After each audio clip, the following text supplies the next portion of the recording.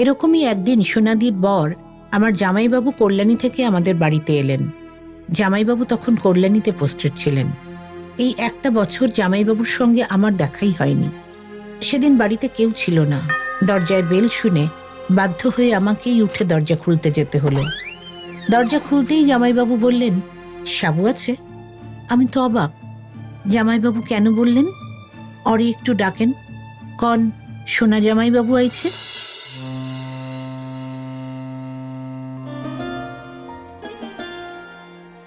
মনের বন্দরে দাঁড়িয়ে নোয়ার গল্প জাহাজ এখন শুধু গল্পের সাগরে পাড়ি দেওয়ার অপেক্ষা। এই ছাড়লো গল্প জাহাজ। উঠে পড়ুন শিগগিরই। রকমারি গল্পের 7 সমুদ্র পেরিয়ে চলুন আমরা যাই অনন্য এক আনন্দ সাগরে। নোয়ার গল্প জাহাজ। বাবা চলে যাবার পর মা আরো অসুস্থ হয়ে পড়লেন। দিনরাত চিৎকার চেঁচামেচি, পায় উন্নতি নেই। একসময় মাকে কার্শিয়াঙে পাঠিয়েছিলাম। এবার আমি একা, অভিভাবকহীন। এক বন্ধু বান্ধবের কথায় নেশা করলাম। এই প্রথম কিংবদন্তি অভিনেত্রী সাবিত্রী চট্টোপাধ্যায়ের আত্মকথন সত্যি সাবিত্রী। নির্মাণ লীনা গঙ্গোপাধ্যায়। বাবা মারা যাওয়ার পর এক গভীর বিষাদে ডুবে গেলাম আমি। যে দু একটা কাজ চলছিল সেগুলো শেষ করলাম, কিন্তু নতুন কোনো কাজ নিলাম না হাতে। সব কাজ ফিরিয়ে দিতে লাগলাম। আর অদ্ভুতভাবেই তখনই আমার জীবনে সব থেকে বেশি কাজ আসতে লাগলো বাবার আশীর্বাদ। আমার তখন দিন রাত শুয়ে বসে কাটত। বিছানাই হয়ে উঠেছিল জীবনের সব থেকে প্রিয় সঙ্গী। বন্ধু বান্ধব, আত্মীয় স্বজন, পরিবারের লোকজন, কারো সঙ্গেই কথা বলতে ইচ্ছে করতো না। কথা বলতে গেলেই যেন যত কষ্ট আর পরিশ্রম আমাকে কাবু করে ফেলতো। আমি হাঁপিয়ে যেতাম। দিদিরা কাজে ফিরতে বলতো, আমার ভালো লাগতো না। আমার তখন এমনই মনের অবস্থা হয়েছিল যে মনে হতো আর কোনো দিন আমি light, sound, camera, floor, rolling, action এই শব্দগুলোর কাছে ফিরব না। মনে হতো নিজের ওই ঘরটুকুই আমার সমস্ত সুখের একমাত্র সান্ত্বনা। বাবার ছবির দিকে তাকিয়ে বসে থাকতাম। এইভাবে ঘন্টার পর ঘন্টা কেটে যেত। শুধু দু চোখ দিয়ে জল পড়তো আমার। বাবা যতদিন বেঁচে ছিলেন বাবার সঙ্গে আমার অনেক ব্যাপারেই মতবিরোধ হতো। যদিও বাবার মতকে অগ্রাহ্য করে কোনোদিনই নিজের মত প্রতিষ্ঠা করিনি কখনো। হয়তো সেই জন্যই বাবার প্রতি মনে মনে রাগ, বিরক্তি, অভিমান এসব একটু বেশি মাত্রাতেই ছিল। কিন্তু বাবা যে তাঁর প্রবল ব্যক্তিত্ব নিয়ে কখন আমার ঈশ্বর হয়ে উঠেছিলেন দিনে দিনে, এটা বাবা বেঁচে থাকতে বুঝতে পারিনি।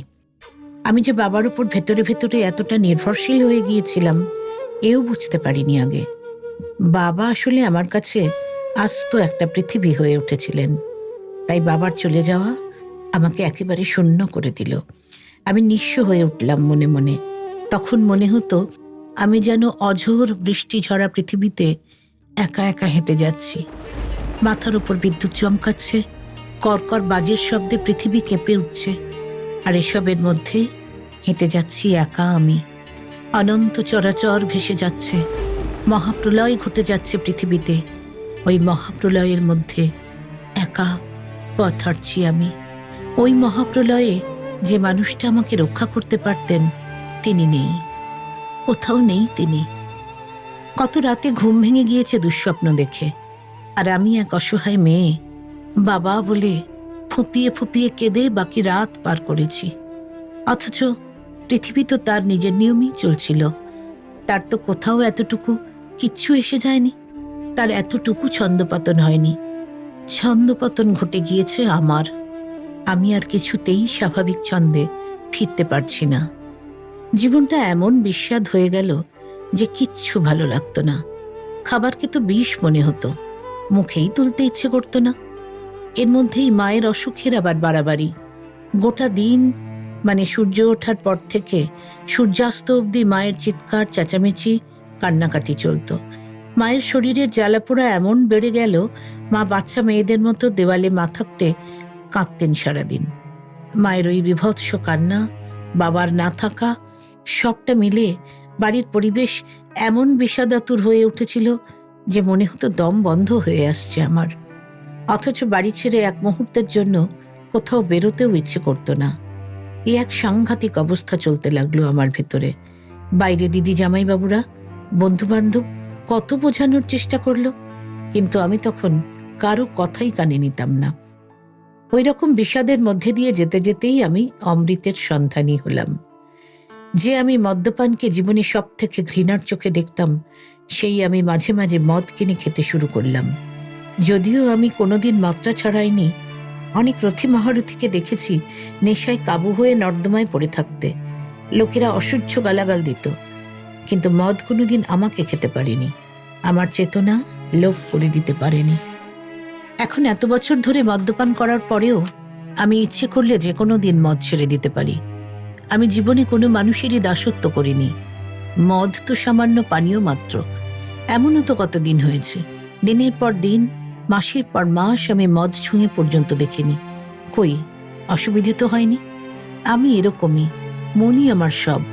মন ভালো থাকলে আমি মহারানী, আর মন খারাপ থাকলে এক লহমায় রানীর আসন, রানীর তকমা ছেড়ে ভিখারিনী। মায়ের অসুখের বাড়াবাড়ি যখন চূড়ান্ত পর্যায়ে গেল, কোনো ওষুধেই আর কোনো কাজ হলো না, তখন ডাক্তারবাবু পরামর্শ দিলেন ফের মাকে কোনো ঠান্ডা জায়গায় নিয়ে যাওয়ার জন্য। আমি এবার কার্শিয়াংয়ে একটা বাড়ি ভাড়া করে মা, সোনাদি আর আরতিদিকে কার্শিয়াং পাঠিয়ে দিলাম। বাবা যখন এর আগে মাকে নিয়ে দার্জিলিংয়ে ছিলেন, তখন আমি প্রত্যেক সপ্তাহে, পরের দিকে প্রত্যেক মাসে যেতাম। কোনো মাসে না যেতে পারলেই বাবার অভিমান অনুযোগে ভরা চিঠি আসতো। এখন আর কেউ জোর করার নেই আমাকে। আমি না গেলে কেউ অভিমান করে বলবে না, কেন আসছিস না সাবু? তাই আমারও যাওয়ার কোনো দায় নেই। অভিভাবকহীন বাড়িতে এখন আমিই অভিভাবক, কেউ কিছু বলার নেই। দিন রাত শুয়ে বসে কাটে। মন খারাপটাও যেন নেশার মতো হয়ে উঠছিল দিন দিন। চুপচাপ শুয়ে বসে বাবার কথা ভাবা, সেখান থেকে নিজের জীবনের বঞ্চনা, দুঃখ দুর্দশার কথা ভাবা আর চোখের জল ফেলা, এই আমার দৈনন্দিন রুটিন হয়ে দাঁড়ালো। জীবনে যে কত মানুষের আশীর্বাদ পেয়েছি, প্রশংসা ভালোবাসা পেয়েছি, যশ খ্যাতি হয়েছে, সেসব ভুলে শুধু কি পাইনি তার হিসেব নিয়ে দিন কাটতে লাগলো আমার মুখে না কথাটা বারবার শুনতে শুনতে প্রযোজকরা ধরে নিলেন আমি আর কাজ করতেই আগ্রহী নই। তাই কেউ আর ফোন করেন না, আর কোনো কাজের অফারও আসে না। তাতেও আমার কোনো হেলদোল নেই, বরং শান্তি। বারবার ফোন ধরে কথা বলতে হয় না। সহকর্মী বন্ধুবান্ধব ফোন করলে অন্যদের দিয়ে ধরাই, তারা সেখানেও কথা বলে, দিদি বাড়িতে নেই তো, কিংবা দিদি তো ঘুমোচ্ছে। এইভাবে একটা বছর পার হয়ে গেল। কাজের জগতে সাবিত্রী চট্টোপাধ্যায় একটু একটু করে হারিয়ে যেতে লাগলো।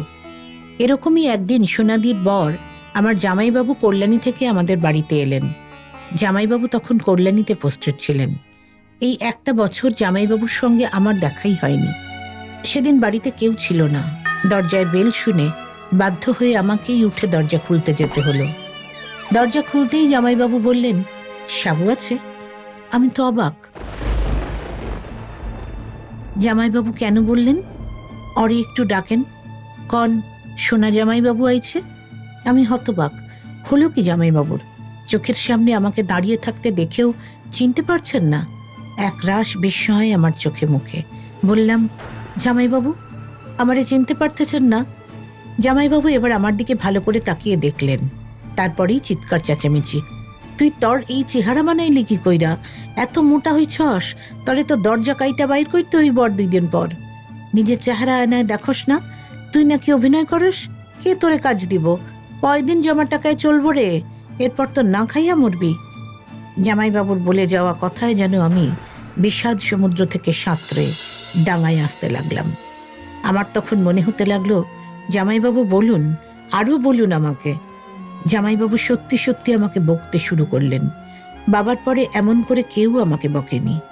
আসলে এই 1 বছরে কেউ আমাকে শাসন করারই ছিল না। এই শাসনটা যে কি প্রয়োজন ছিল আমার জীবনে।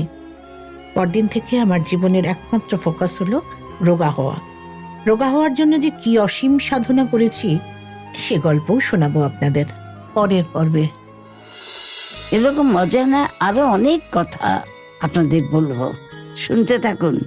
প্রতি সোম ও শুক্রবার সত্যি সাবিত্রী নোয়ার গল্প জাহাজে।